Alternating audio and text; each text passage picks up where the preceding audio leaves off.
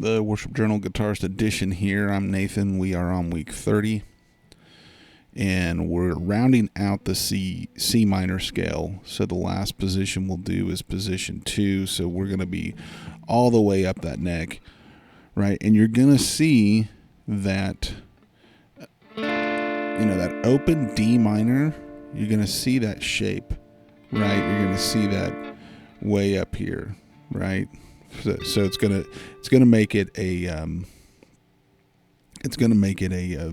C minor.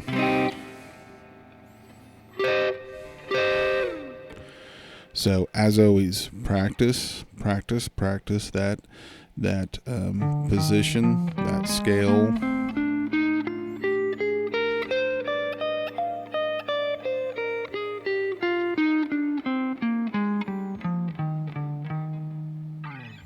Practice that, memorize those root locations, right? We always want to focus on where our roots are.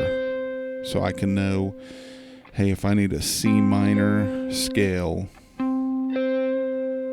I can take this position 2, and as long as those red dots land on a C, that's going to be a C minor. So again, practice those. See that chord shape in there, right? See that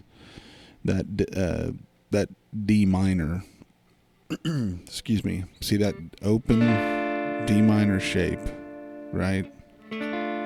See that open D minor shape inside that scale. And that brings us to this week's alternate chord, or the chord of the week. And this one is another really fun one. This is a C sus2. So just like we were talking about last week, how you can, think about these as chord shapes, not just the chord name value, right? Like, don't think of this as a C sus2 and now I need to learn, an A sus2. What does that look like? Just think of this shape, move it to where the root hits where you want it, right? So if I wanted a D sus2, I can move that up. Now my root is hitting on a D,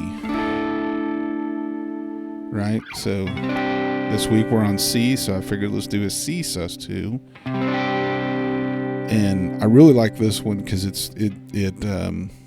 like we've always said about suspended chords, they're neither minor or major, but they want to resolve. And you can just hear that one to go to a C minor.